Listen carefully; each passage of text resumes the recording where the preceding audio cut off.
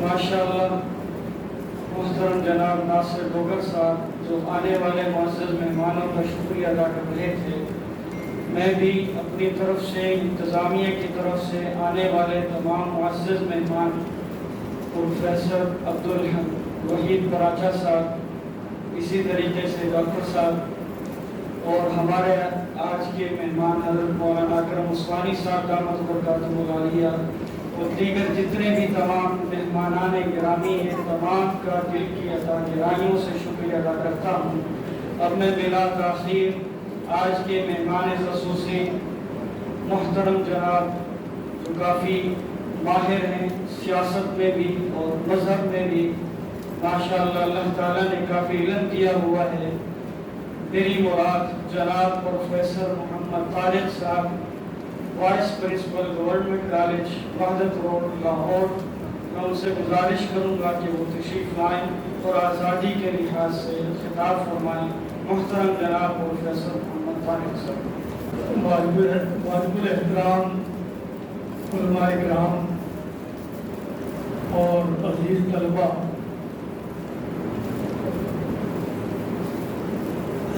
الحمدللہ رب العالمین، والصلاة والسلام علی سید الانبیاء والمرسلین وعلی آلہ وصحبہ اجمعین۔ ایک طرف قرآن و حدیث کے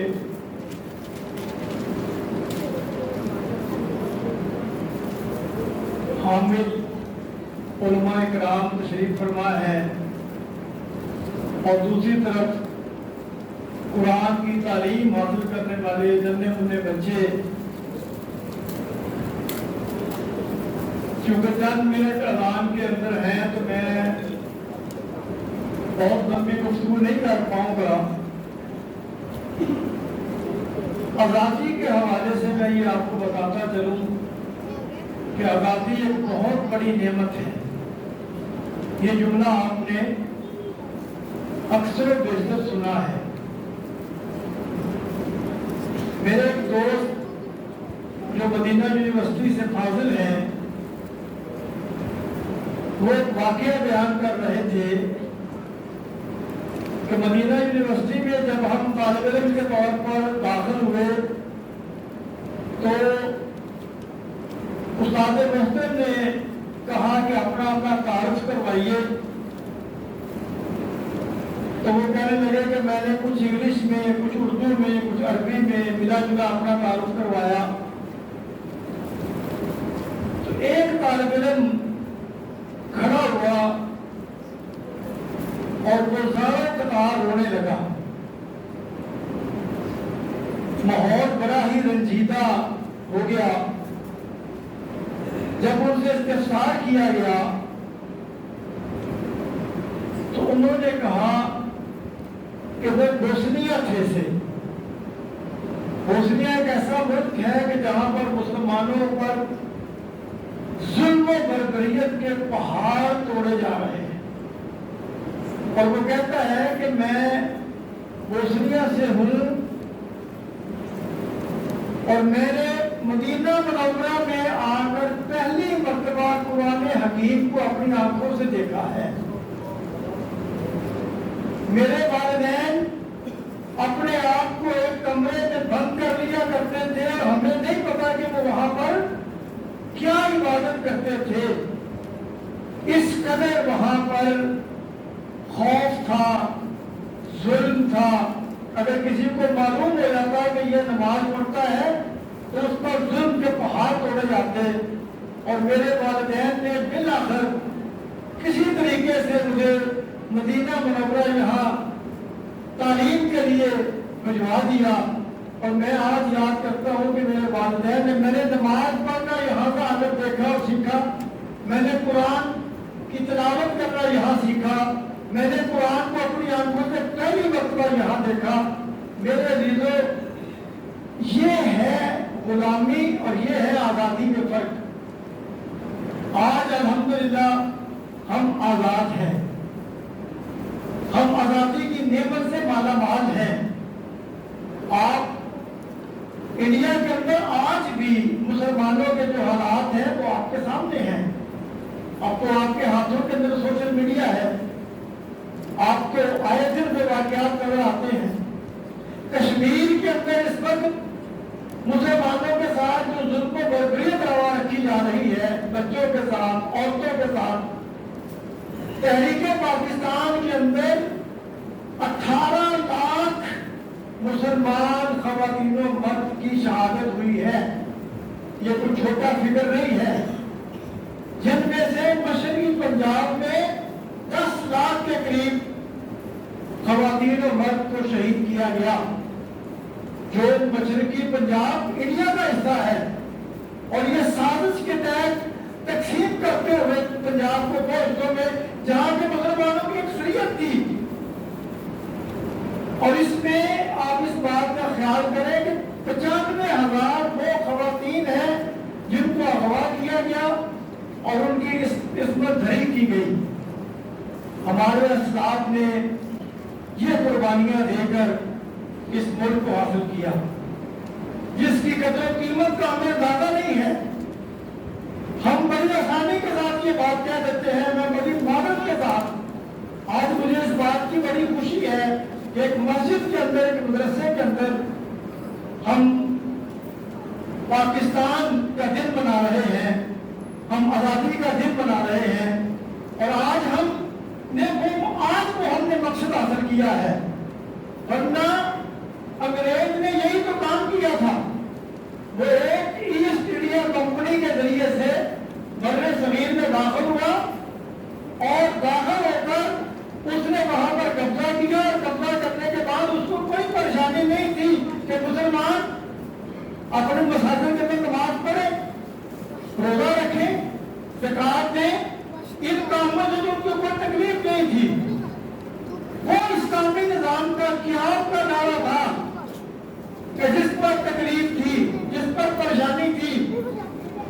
آج الحمدللہ آپ کی مدارس کے اندر بھی اگر اس بات کو سمجھ لیا گیا ہے, ورنہ معذرت کے ساتھ عرض کروں گا کہ یہ مدارس ایک وقت تک اسی بحث کے اندر پڑے رہے کہ تصویر کھینچوانا حلال ہے یا حرام ہے. یہ مدارس کے لوگ اپنا اسی غرض و مواصل کے اندر رہے کہ ہم نے جو ہے وہ اسپیکر استعمال کرنا ہے کہ نہیں کرنا ہے.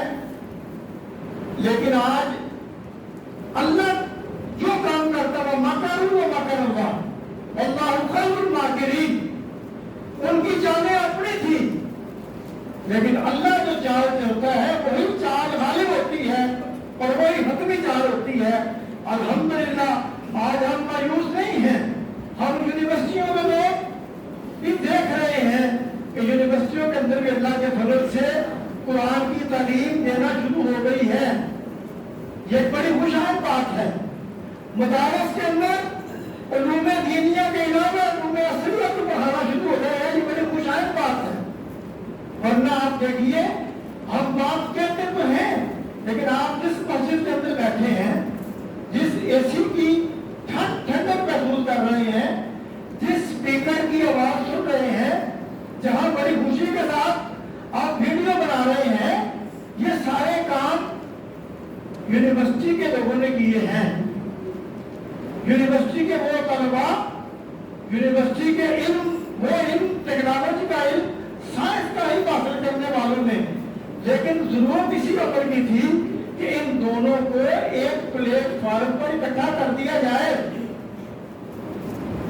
ہمیشہ یہ بات کہ مسلمان ڈاکٹر, مسلمان انجینئر, پہلے مسلمان اور بعد میں ڈاکٹر ہے. لیکن ڈاکٹری کی ضرورت ہے, انجینئرنگ کی ضرورت ہے. اس چیز کو سے انکار نہیں کیا جا سکتا. لہذا مجھے بڑی خوشی ہوئی ہے کہ مدارس نے یہ کام شروع کیا ہے, یہ اہتمام شروع کیا ہے.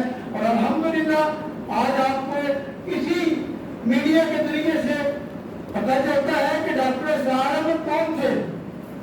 ڈاکٹر اسرار احمد, آج میں دعوے سے یہ بات کہہ سکتا ہوں کہ قرآن کی سب سے زیادہ خدمت کرنے والا انسان ڈاکٹر اسرار احمد تھا, اور وہ ایک MBBS ڈاکٹر تھا. اس نے قرآن کو سیکھا, قرآن کے ساتھ تعلق قائم کیا, قرآن کی تبلیغ کی، اور آج الحمدللہ پوری دنیا کے اندر ڈاکٹر اسلام کا ایک نام ہے۔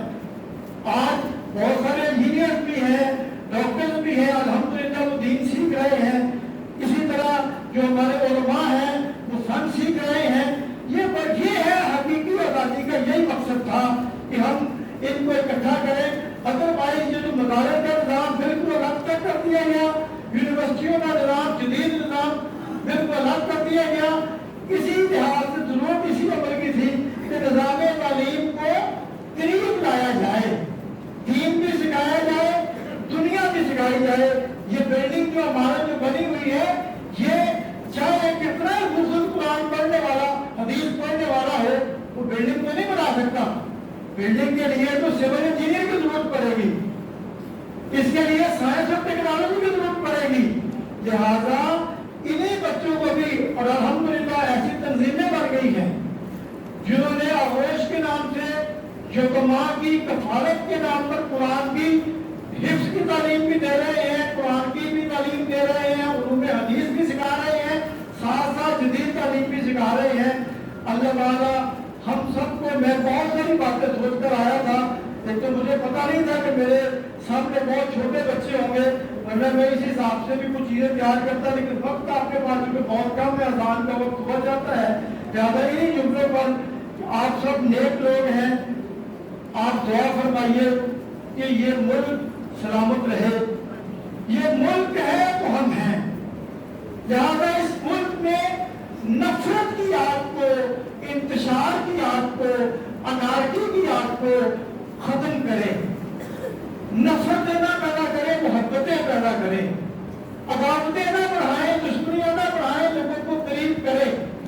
اور اگر ہم دینی مدارس کے لوگ، مساجد کے لوگ، یونیورسٹیوں، کالجوں، سکولوں کے لوگ اکٹھے ہو گئے تو پھر یہ جو طبقہ جن کی پروفیسر بات کر رہے تھے، یہ چند لوگ اشرافیہ کے لوگ جو ہے وہ انشاءاللہ خود بخود اس ووٹ کی طاقت سے یہ باہر ہو جائیں گے۔